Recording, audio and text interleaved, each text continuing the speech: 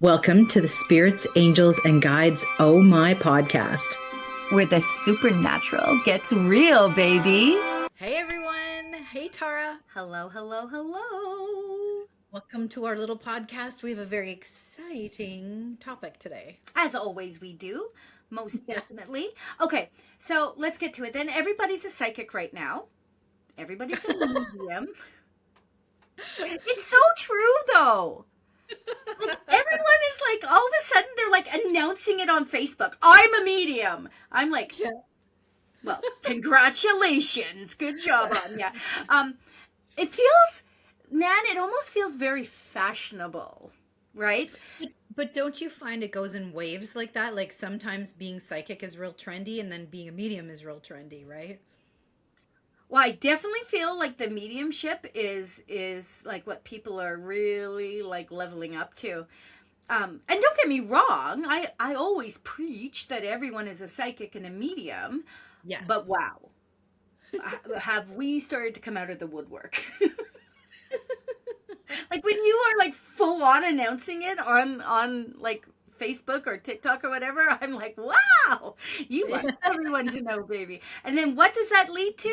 That leads to all the beautiful things like everybody offering free readings like it's Halloween candy.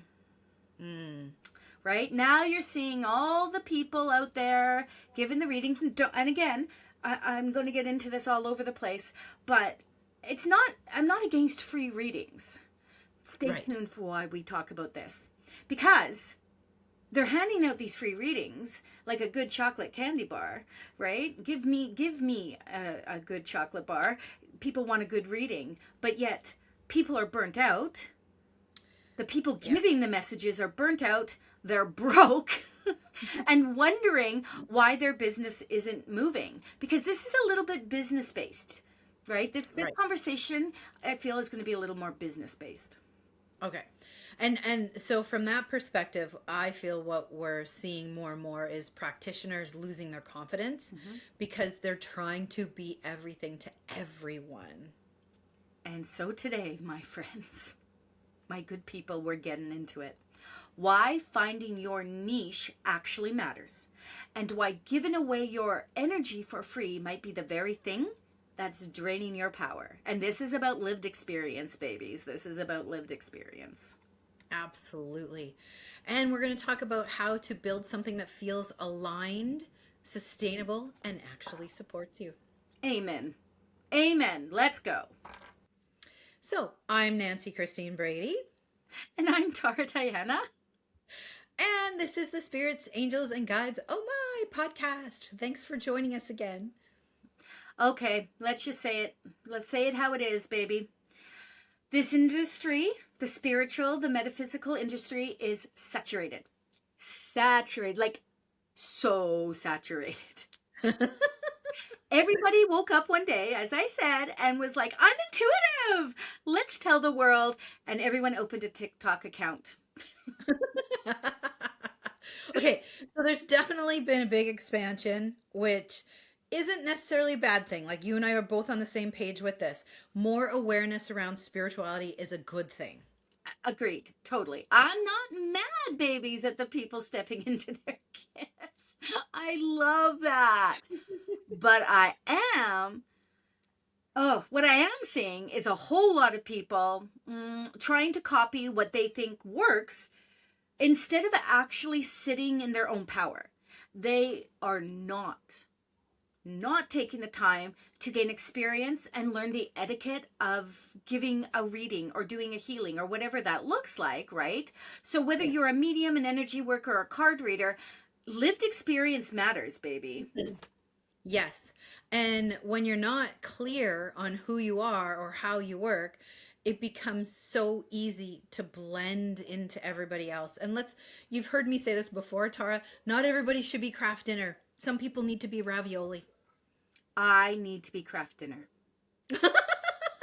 I love craft dinner so much. I know all the good people who eat healthy are out there going, oh. I love craft dinner. I'm saying it for the world to hear. I don't eat it very often, but I do love me some craft dinner. Okay, but going back to this, if you are following other people's trails, their paths, their journeys, you're going to disappear in the noise, babies. And Yeah. that's the truth. Because if you sound like everyone, if you are doing what everyone else is doing, my boos, why would anyone choose you? How would they even see you? Yeah, absolutely. So when we talk about niche, I think people assume it's just a business term, but it's so much deeper than that, right, Tara? Way deeper. Your Mm. niche is not just what you do. Okay? Louder for those in the back. It's not just what you do, it's how you show up, how you connect, what people feel when they're with you. Yeah, it's your energy in a signature. Um, it's basically your signature energy in a way. Yeah, your energy signature. I like that. I like Yeah. that. And look, let's be for real, for real. Like that lady sent me that message on my one of my YouTubes, and she's like, "I'm not your baby," and I wrote back and I said, "That's okay. I'm not for everyone." I'm not changing me, baby. You don't have to follow me. But it's true. I'm not for everyone. And thank the great goddess for that, because could you imagine how exhausting that would be? Oh, 100%. But 100%. but the people who are for me, they get me, right? They get me. They trust me. They're not shopping around for, 10 other readers. They can see others. And they do, but I guarantee you they always come back because we have a connection. There's something about me that they like. And that builds a consistency. It builds those strong relationships instead of the one-time interactions, right? Yeah, and the one-time interactions, I don't know, but way back when I started doing this, if I didn't hear from like certain people after a while, I'd be like, oh, I wonder if they didn't like the reading. They never said that. They always gave me good reviews, but I was always like, oh, maybe I didn't hit it the way they wanted me to. I don't even think about that anymore. But at this point, it's like, I'm reading for you, yay! And then we all carry on, right? Like, Yeah. you get to that space where you're like, you just trust yourself, you do what you do. And so let's be real, this isn't just about connection, it's about sustainability, right? It's about Yeah. sustainability. And that's why I said that this topic of conversation is for the people starting their own spiritual businesses, or the people considering it. If you're trying to serve everyone, you're going to burn out trying to keep up with the expectations that were never yours to begin with. Right. It's why when I'm teaching, I'm always talking about quality over quantity, in terms of like, what am I going to do with 90,000 followers? Who most are not even seeing my content, like nada, nil, zip. They're not seeing it. And what am I going to do with 90,000 followers? Yeah. I mean, honestly, I'd rather work with, I feel like if I say a certain number, it's going to like come down on me. But, I'd rather work with a healthy 5,000 that we're engaging in some capacity. You never get all that engagement, but you know what I'm saying. Yeah. Yeah. So, so let's clear this up a little bit. When I'm talking, I don't want you guys to get tripped up on what I'm saying. When we say find your niche, we are not saying you can only do one thing. Now, I taught this in the Spirit Essence Collective. Remember when I was talking about certain things? I was talking about niches, and I said, what is your niche? And they came back at me with like 15 things each. Yeah. I was like, mm-hmm. So you can be a medium and you can read cards. You can be a card reader and understand energy healing. You can channel, teach, guide, hold space. You can do all the things. Of course you can, babies. No one's saying that you can't. That is not the issue, my boos. The question, okay, you guys with me? Come a little closer. The question is, what are you known for? Yes. What do people immediately associate you with when they think of your work? Exactly. Mwah! Couldn't have said it better myself, Nan. For me, I'm a medium through and through. Whether it's evidential, whether I'm channeling, whatever it is, I am known for my mediumship. Period. Hard stop. That's what people come to me first for. Now, do I teach? Of course. Do I guide? Absolutely, I do. Do I do other things? I do a lot of stuff, babies. But my foundation, my identity in this work is mediumship. Absolutely. And for me, it's animal communication. That's where people know they can come to me with trust and clarity. And fun story that I was told, this woman was researching animal communicators online. Hmm. She found me. She was in the hospital of all places, and a friend of ours who was a nurse who was there, she ended up talking with her. So two complete strangers, and she's like, I just booked a reading with an animal communicator. She's like, I'm so nervous. And she says, well, if it's Nancy Brady, you have nothing to be nervous about. And I thought, oh my God, she's in a different city and everything. So that was pretty cool, Oh, right? that is so sweet. I love that. Yeah. And that's because this nurse, like, obviously trusts you, right? And that's Yeah. the anchor. For me, that would be the anchor in all this, because what happens is when you don't have that anchor, you start introducing yourself like a full menu. I do this and this and this, and man, you should see how I do this. And people legitimately don't know where to land with you. Would you like nuggets with your fries, ma'am? Yes, yes, I would. Thank you so much for asking.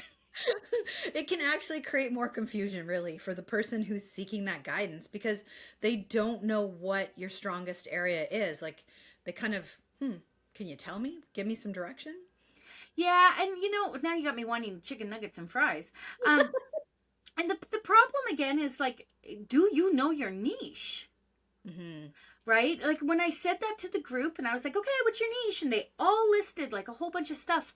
I still got like people who could not.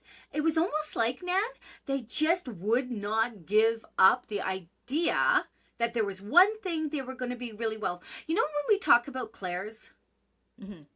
so the clairs, I always say you have one clair that is above all else. For whatever reason, you are just, this comes easily to you. Doesn't mean you're not super efficient in another clair or that you can't do all clairs. I am Absolutely. super efficient as a claircognizant. I'm a claircognizant, then I'm a clairsentient. And then everything else makes me, because I can do it, I just don't, it's not my natural go-to, or spirit's natural to go to for me, but I'm a clairall. I can do them all, right? Yep. So what? I can't remember the last time I tasted spirit, and I thank God every day for that. But, if Clairgustiance is disgusting. yeah, that's just not my thing, baby. But confusion of what someone does is not going to help in any way, someone in their situation if they're trying to figure out what it is you do. And the other thing is, it's not going to convert. So that client is going to be like, I don't understand all this mumbo jumbo she's talking about. I'm just going to move on. Ever. It will never help nor convert. So people need to feel a certainty when they come to you.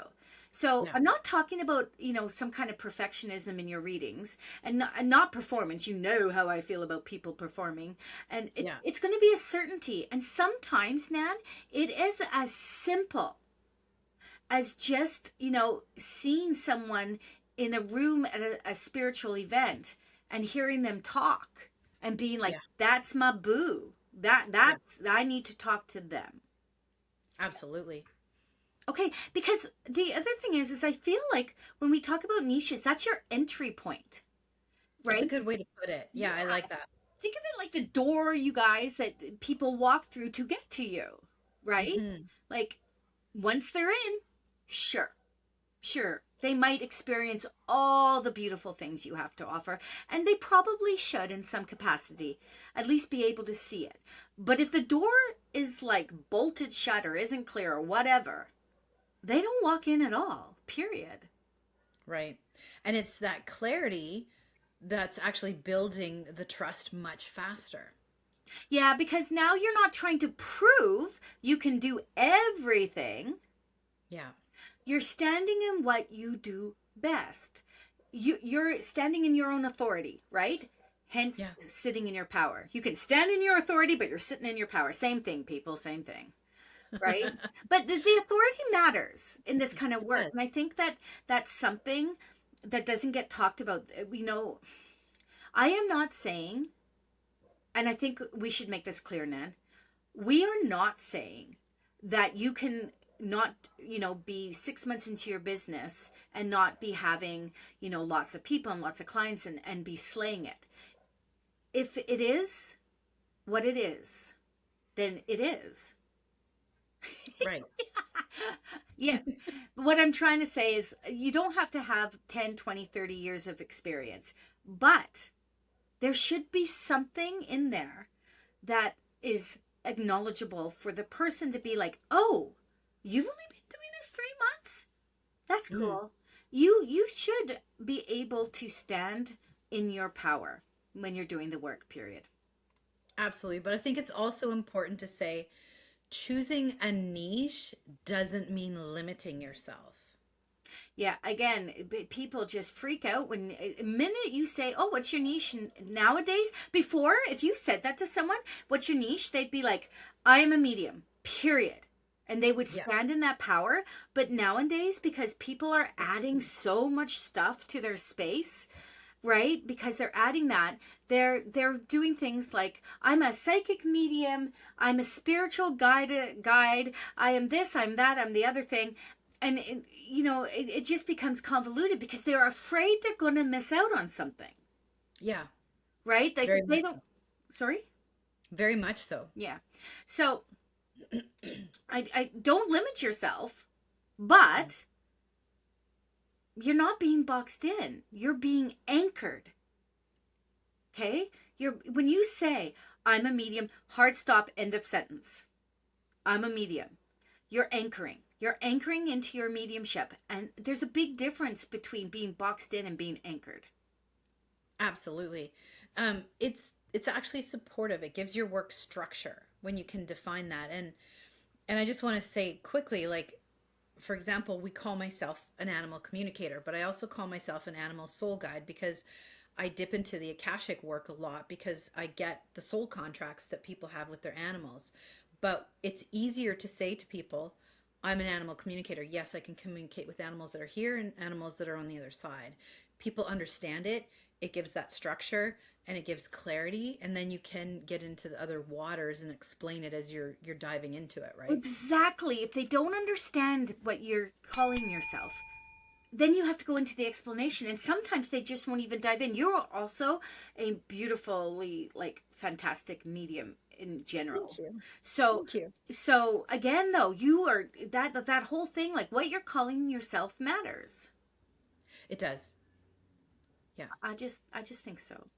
Because when you know what you're known for, you stop second guessing yourself every 5 minutes as well. You can focus. You're not watching what everyone else is doing and or going to do or has done and being like, Yeah. oh my God, should I do that too? It's like, no, know your lane. Know your lane, baby, and stay in your power in that lane. Hmm. Right? You don't need to shrink your gifts. This is not what we're talking about. And I feel like I'm going to have to repeat this over and over. You just need to lead with the one that defines you. Yeah. And it is A-okay, because somebody's going to be like, I don't want to be defined by anything. It is A-okay, booze, to be defined by that. That one thing. Let it be your power source, your authority. Let it be. Let it be. I won't sing. And that really ties into what we were saying earlier about the sustainability part of this, Tara. Yeah. Because once you know what you're known for, you're going to stop like overextending yourself trying to be everything. And I will promise you this, because now we're talking straight up lived experience right now. That's where the burnout starts to shift, right? When you start trying to be everything, you're going to just be like, I don't even know what I'm doing anymore. Then when you guide yourself back into that lane, back into the authority, back to where you were like, yay, I'm a medium, and you're happy with that, it's enough. Yeah. The burnout will start to shift. That feeling of like, oh, this is so much work. Since when was, like, for me, mediumship shouldn't be work. It should just be connecting, la la la la la, and doing the do, right? Doing the do. Doing the do. So let's talk about the thing.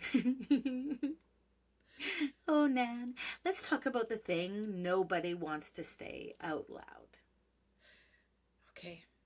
Say it out loud. free readings. Well, okay, there can be a place for them, but there also needs to be awareness around why you're offering them. 100% correct. Yeah, that's because here's the thing. What I'm seeing is people doing free readings after free reading after free reading. And I've even gotten caught up in this with myself. And sometimes I still get caught up in it. And most of the time it's because I'm having fun now, though, right? Like, I'm like, oh Yeah. my God, here's a card, and whatever. Because everyone's going live. Yeah. Everyone on every single platform. I will tell you this, people. TikTok lives to give readings was enough to make me gouge my little eyeballs out. My moderator, she was like, "Are you going to be okay?" I'm like, "Nope, we need to end this now." Because because it didn't feel authentic, Nan. It felt like it was just any person who had any question that they just came up in their mind because they saw someone pulling cards, and it just didn't feel good to me. Yeah. And I had to wonder, like, is this why I'm so exhausted and resentful, and I'm not getting paid for this time and energy I'm putting out there, so what the fluffity fluff am I doing? There's no Yeah. exchange, there's no, and people will say, well, thank you should be enough, and I'm like, do you thank your doc? Well, you should thank your doctor. But like when you go in there and he diagnoses you and he gives you, the prescription, do you just say, "Oh, yeah, thank you so much," and then not pay? I know, we're Canada, we have free medical. But anyway, well, free-ish medical. But you see my point. Hmm. you Hmm. know and like you said, there is a place for free readings. Like, I love to go on and connect with my community, and I tell them all sorts of things that's going on with us, with the collective. Come watch the podcast. I tell them all sorts of things, and I'll throw a message in here or there. Now, I do like doing that. What I don't like is the one card, one card, one card, one card, one card. That just doesn't energetically align with me anymore. No. No, and in all honesty, a lot of reason why we do the work, and for me, I've always put it out there to bring to me who I energetically align with so that I can work with them for their best and highest good. And so when you're online in that type of TikTok situation, it's everybody and their pony, right? So there's no energy that's really aligned, and energetically that creates imbalance. Oh my God, it so does. It's so, and I'm not going to sugarcoat it for anyone, because I've been doing this way too long. You're opening your energy, connecting to someone's life, right? Whether it's their grief, their questions, and then closing that connection with nothing in exchange. That's not neutral. That's depletion in my world. Yeah. And the energy exchange is important because it doesn't always have to be money, but there needs to be that intention and the respect. Oh my God, no lie detected. Oh, you're Yeah. so good at this. Um, but let's be real. When it becomes a habit, and this is what was happening, it when it becomes a habit, it's it's not about service anymore. Hmm. It's about validation. It's a pick me, notice me, tell me I'm good enough. And that is where it gets toxic for not only the person trying to get all this information, because you know what they're looking for. They're looking for a specific message, something specific. It gets Yeah. toxic for us because we're not fulfilling anything. We're not fulfilling what they need. We're not fulfilling what we need. We don't even know what we need. We may know what they need, and they don't like what we know they need. Right. Holy, that was a And lot. it can also attract people who aren't truly invested in the work. They're just there to receive, if that makes Right? any sense. It Yeah. Yes. Freebie hunters, psychic vampires, right? Oh my God. They'll bounce from like reader to reader. And we I used to run psychic fairs, decent sized psychic fairs in Vancouver. And my good friend Tina and I, we used to run them at a hotel for 3 days, one night or Friday night, and then all day Saturday and Sunday.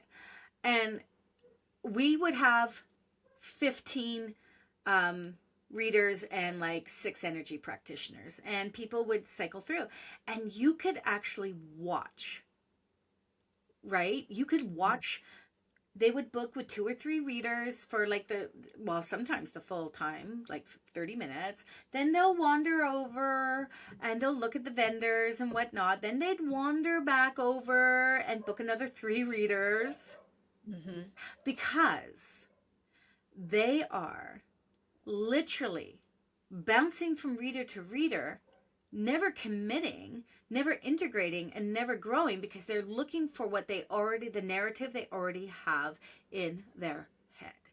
And you're over here, and there's Nan sitting at her little table. We don't do this anymore, but sitting at her little table, pouring her energy into people who actually don't value it. And again, we're not saying this is every single person. We are not saying that. We are talking about a specific group of people. And if this is triggering you,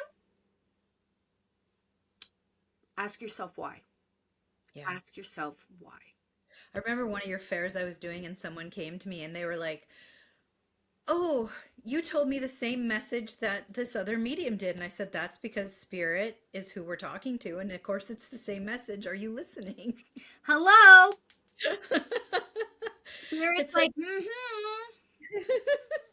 so how do we shift from that? How do we, especially for the people who are newer and trying to build confidence? For real, you just stop trying to prove yourself and you start Yeah. deciding like who you are. That's it. That's the shift. If you're an evidential medium, make sure you can provide evidence. And all of that is going to come with practice, with reflection, with boundaries. And boundaries are sexy, baby. I'm telling you, it took me forever to get into that whole space. And sometimes I think there's certain boundaries I just can't do. No matter how much I lay them down, I just walk right over them. But let's just say it. When you value what you do, other people feel that. That's where we can talk about healthy ego a little bit, right? And when you don't, they'll feel that too. So if you are sitting in healthy ego, like if someone says to me, "Oh, you're a medium?" I'll say yes. And they'll say, "Oh, do you have lots of clients?" And I say yes. And then they're like, "Oh, well, that's a little toot toot goes your little horn." I'll be like, why would I lie? Yeah. Why would I dummy it down? I feel I'm good at what I do. Not everyone has to agree with me, but that's what I feel. Right. And I should be able to feel that. Absolutely. And speak with that level of confidence. It doesn't necessarily mean you're egotistical. You're answering an honest question. And you do this full time for a living. So if you're any good, you should have a lot of customers. I should remember what I said about quality over quantity, right? Like, I have a loyal following. People have been with me. I read for people I read for 20 years ago still.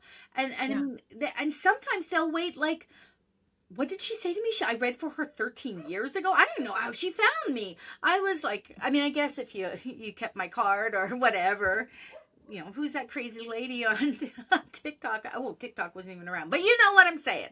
Yeah. Because it's important that the quality of the work I put out, if I had to, like I said, Nanaboo, if I had to have 90,000 clients, I had to somehow service it some kind of way. You'd be burnt out. Be withering on the floor with the dogs doing the funky chicken. Like, what would that look like? It wouldn't look like anything. I would not be able to facilitate that. Yeah. Right? Yeah. And your niche becomes clearer the more you honor your own way of working. Oh, absolutely. Because your niche isn't something to go out and find. It's something you stop avoiding. Right? Yeah. It's, when you talk about going out and finding your niche is already there. Why are you pretending like it's not? Yeah. So let's maybe we could offer a few starting points for people who are listening, a few practical takeaways. Okay, let's ground this. Who do you actually enjoy working with? First question, who do you actually enjoy working with? What kind of sessions leave you feeling energized instead of drained? That's a good one, Nan. I was thinking the other day that I offer 15-minute, 30-minute, 60-minute sessions, right? And I was really thinking like the 60-minute sessions, I really was feeling like I don't know if we need 60-minute sessions. Mm-hmm. So I'm gonna really sit down and look at that, right? Like, does that leave me feeling energized, or am I dragging out a session? Right? And Because, and I know you and I have talked about that before, because a lot of times you can get in there, you can deliver what spirit has to say, and then there's no point in sitting there for the extra half hour, right? right, like I don't need the money that bad. I don't need you to sit there. If it was something different, if they were like, okay, lay cards for me too, or can you teach me how to do something? That's a different ballgame. Yeah, But, okay, guys, let's keep going with this. What do people consistently come to you for? That's right. your clue. Yeah, Those are your clues. And it can change over time, boo-boos. It can change over absolutely. time. I've more people come to me for mentorship now than they do for one-on-one sessions. I'm not actively seeking. I'll do a one-on-one session if someone's like, "Boo, I love you. Come on, let's get together." That sounds like we're dating. I will do a one-on-one, but most of my work comes through teaching now, mentorships, and that kind of thing, right? Yeah. And you want to notice where you feel the most natural, where you feel the most yourself. Yeah. Yep, I agree. And I'm going to say something that's going to cause so much trepidation and comments below and all sorts of stuff. Start charging, even if it's small, even if it's a can of soup. There has to be an exchange. And if you are that person, and amen, hallelujah, baby, if you are, that can say, just a thank you will do me dandy. If you are doing this work to be of service because you have a full-time job somewhere else and you enjoy this, and again, all the power to you. But 1 or 2 pulls on a live is a-okay, even a few more than that. But a full hour, I promise you, you'll do that for a while and then be like, wow, what felt good at like literally pulling 3 or 4 cards, now I'm not feeling aligned. I'm not feeling aligned with what I'm doing. I'm feeling like this is just people, coming in and seeing that I'm giving readings. I mean, everyone wants a reading. Like the moment you say, "Who needs a reading?" Blah! Everyone's hands go up. So we understand that. But I just feel like it's time to really stand in our power and acknowledge that we are doing something. Yeah. And that sometimes, the exchange matters more and sometimes it matters less. And you'll know within yourself what that looks like. Yeah. The energy, the respect, the commitment, that comes from an exchange. Everything shifts, and you will know what that exchange is, how that exchange will work for you. You will know what's right for you. We're all different. Absolutely. And your confidence grows with that as well, right? Ah, okay. So Confidence is everything. Period. it is everything, trust and confidence. And this is such an important conversation, especially right now as more people are stepping into this work, Tara. Yeah, and listen, if you take anything from this, you don't need to have more intention on you. You don't need to be like someone else. You need to be more you, right? That's the whole game. That's the authenticity that we talk about all the time in the spiritual community. You be you. If you want to do more and be more, that is yours, baby. We all get to grow and develop, but you're enough right now. And when you do that, the right people will find you. Every single time. Thanks everyone for spending time with us. We absolutely love you and appreciate you giving us a few moments in your day. And if this resonated, make sure you like, subscribe, share it with someone who needs to hear it. Maybe there's someone out there starting a new spiritual business and it can help them. And follow us on all of our platforms for more conversations like this. Stay divine, lovies. We'll see you next time. See you next time. Thanks for joining us on this journey into the wonderfully weird and metaphysical. If you loved what you heard, don't forget to follow us for more insights and behind the scenes fun.